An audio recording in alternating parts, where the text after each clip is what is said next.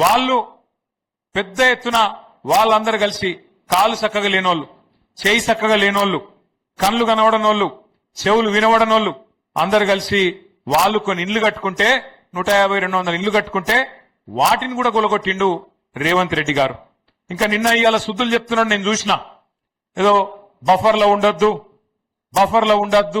ఇండ్లో ఉండద్దు, అండ్లో ఉండద్దు, ఉంటే ఊకోను అని పెద్ద పెద్ద మాటలు చెప్తున్నాడు రేవంత్ రెడ్డి. ఒక్క మాట దయచేసి మీరు ఆలోచన చేయాలని చెప్పి నేను కోరుతున్నా. మీరు దయచేసి జాగ్రత్తగా ఆలోచన చేయాలని నేను కోరుతున్నా.